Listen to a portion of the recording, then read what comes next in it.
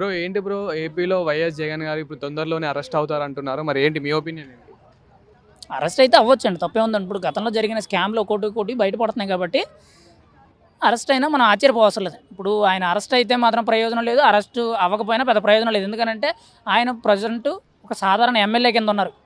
అది ఆయన అరెస్ట్ అవుతారు అనేది ఎక్కువగా మీడియా అంతా ప్రచారం జరుగుతుంది. మరి ఏం జరుగుద్ది అనేది చూడాలి. లిక్కర్ స్కామ్ ఒకటి, రీసెంట్గా వచ్చిన వాలంటీర్ స్కాము, అంతకుముందు శాండ్ స్కాము, మైనింగ్ స్కామ్లని, తర్వాత పేపర్స్ అదే సాక్షి పేపర్కి సంబంధించిన స్కామ్లని, అంతకుముందు మీడియా పబ్లిసిటీ ప్రచారాలకు సంబంధించిన కొంత ప్రజాధనాన్ని దుర్వినియోగం చేశారని చెప్పి చాలా రకాలుగా వినపడుతున్నాయి. మనం ఆల్రెడీ చూస్తున్నాం వైసీపీలో ఎంతమంది అరెస్ట్ అవుతున్నారు ఏంటి అనేది అయితే చూస్తూ ఉన్నాం.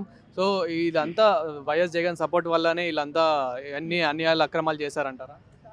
ఇప్పుడు మీరు అన్నారు కదా, వైఎస్ఆర్సీపీలో ఎంతమంది అరెస్ట్ అవుతున్నారు, కూటమి ప్రభుత్వం వల్ల అరెస్ట్ అవుతున్నారు అనే పాయింటే మీరు మాట్లాడారు కదా. ఎవరు అరెస్ట్ చేయారని ఇప్పటివరకు ఎంతమంది అరెస్ట్ చేయరు చెప్పండి నాకు. మనం చూసుకున్నట్టయితే వల్లభనేని వంశీ కానివ్వండి, పోసాని గారు కానివ్వండి, ఇట్లా చాలా మంది అయితే అరెస్ట్ అవుతుంది. వల్లభనేని వంశీ ఎవరు? గతంలో ఎమ్మెల్యే. పోసానికి ఏమైనా పదవి ఉందా? పోనీ మిగిలిన వాళ్ళకి ఏమైనా పదవి ఉందా? వాళ్ళందరూ ఎవరు? వాళ్ళందరూ కూడా మీడియా ముఖంగా మాట్లాడేవాళ్ళు. వాళ్ళు నోటు దురుసుగా మాట్లాడారు కాబట్టి అరెస్ట్ చేశారు తప్పితే వాళ్ళని ఇక్కడ అధికారికంగా పదవులు ఉన్న వాళ్ళు కానీ లేకపోతే గతంలో మాజీ ఎమ్మెల్యేల కింద వాళ్ళని ఎవరు అరెస్ట్ చేయలేదే. వల్లభనేని వంశీని ఎందుకు అరెస్ట్ చేశారు? అడ్డు అదుపు లేకుండా ఒక మాజీ ముఖ్యమంత్రి గారి భార్యని, నారా భువనేశ్వర్ గారిని అంత నీచంగా అసెంబ్లీ సాక్షిగా అవమానించారు. చంద్రబాబు నాయుడు గారు 40 ఏళ్ల రాజకీయ నాయకుడు అని చెప్పి చాలామంది గొప్పగా చెప్తారు. మరి అటువంటి వ్యక్తిని ఏడిపించిన స్థాయికి వచ్చారంటే ఎంత నీచంగా మాట్లాడారు, అందుకు అరెస్ట్ చేశారు. మిగతా వాళ్ళని ఎవరిని అరెస్ట్ చేశారా? ఆర్కే రోజాని అరెస్ట్ చేశారా?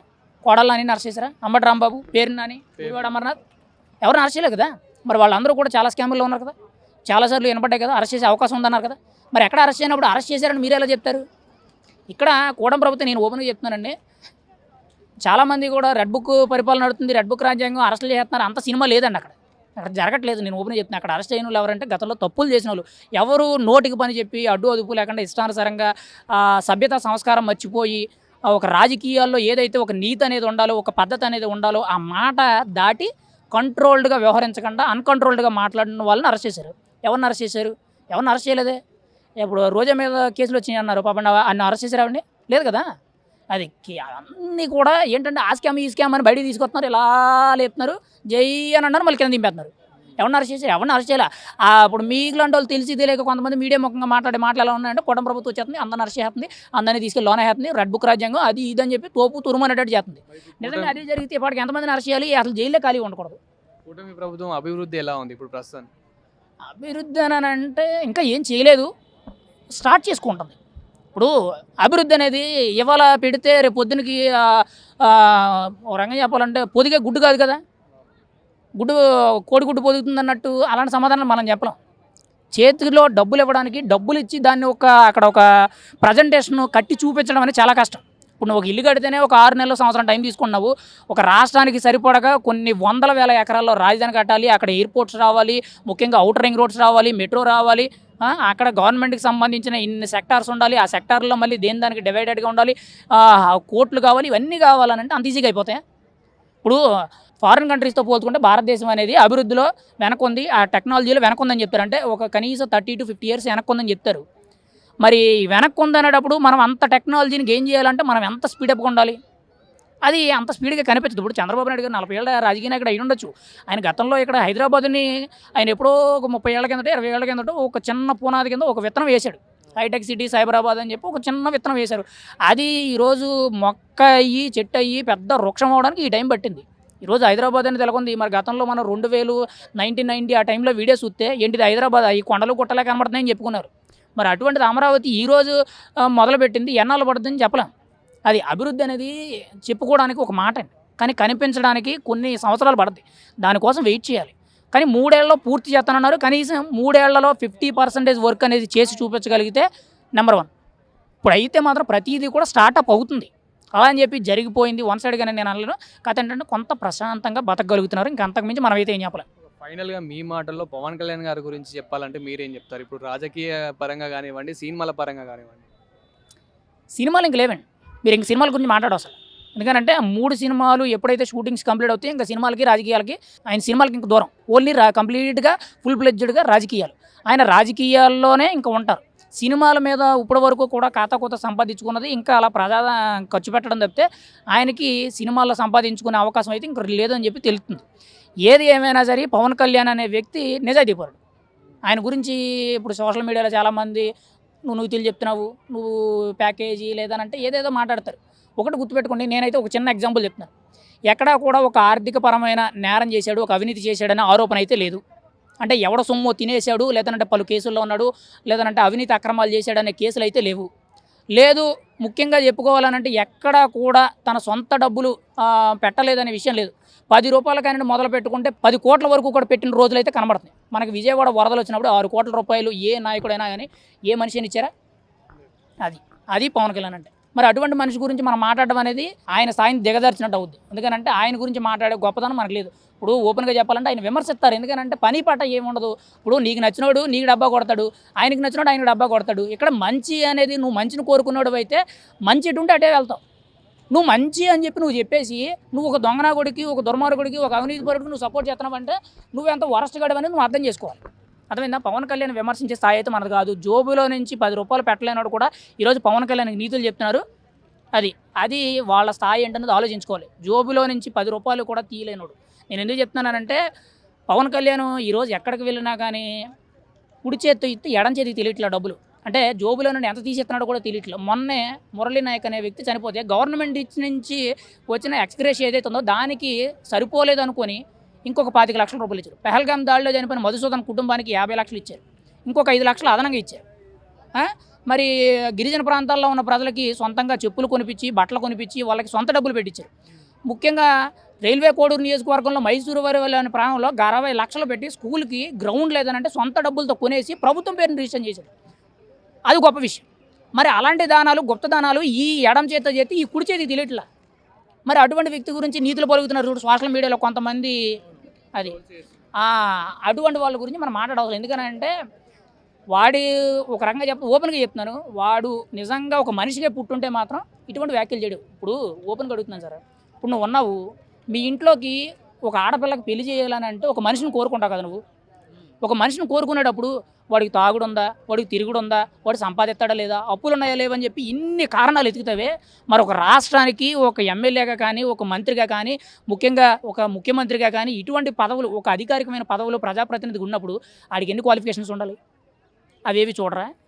అంటే ఎవడొచ్చినా సరే మీ దారి మీదే మా అన్న అని చెప్పి శంకలు గుద్దుకుంటారా? ఆలోచించండి. మీ ఇంట్లోకి వచ్చే మనిషి గురించే మీరు అంత క్లారిటీ తీసేసుకున్నప్పుడు ఒక రాష్ట్రానికి పెద్దగా వ్యవహరించే నాయకుడి గురించి మీరు ఎంత ఆలోచించాలి? అవేవి గుర్తుండవా? అంటే ఎవడొస్తే వాడు ఎంత కావాలితే అంత దోసుకొని పోతే వాడు మంచోడు, వాడు గొప్పడు. ఇక్కడ చాలామంది కూడా మాట్లాడేది అంటే తోపు తురుమని మాట్లాడుతున్నారు చూడండి. ఎవడు తోపు తురుములు ఉంటారండి, ఎవరి స్టామినా వాళ్ళకు ఉంటుందండి. ఎవడు ఎక్కువ కాదు, ఎవడు తక్కువ కాదండి. ముఖ్యంగా నేను చెప్పదలుచుకుంది ఏంటంటే పవన్ కళ్యాణ్ గురించి మాట్లాడే అర్హత అయితే లేదండి.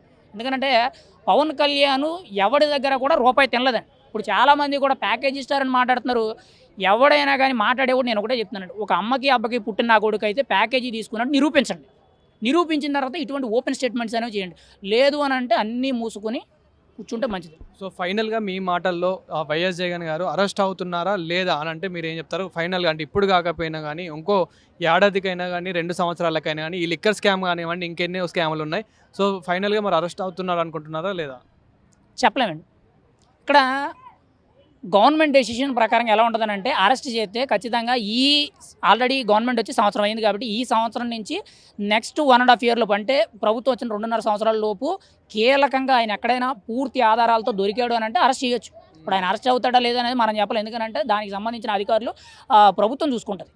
ఒకవేళ అరెస్ట్ చేయని పక్షాలు కూడా ఉంటాయి. ఎందుకనంటే నెక్స్ట్ ఎలక్షన్ దగ్గర వచ్చేటప్పుడు ఎప్పుడు కూడా ఎంత పెద్ద స్కాములు చేసినా కానీ ఏ నాయకుడిని అరెస్ట్ చేయరు. ఎందుకనంటే అరెస్ట్ చేశారు అని అంటే అక్కడ ఆధారాలు ఉండి అరెస్ట్ చేసినా కానీ వాళ్ళు కావాలని అరెస్ట్ చేశారని చెప్పి ఒక సింపతి అనేది వచ్చేస్తుంది. ఏ రాజకీయ నాయకుడైనా సరే ఎంత మంచోడు ఎంత చెడ్డోడైనా సరే జైలుకి వెళ్ళాడంటే ఆ సింపతి డబుల్ అయిపోతుంది. అర్థమైందా?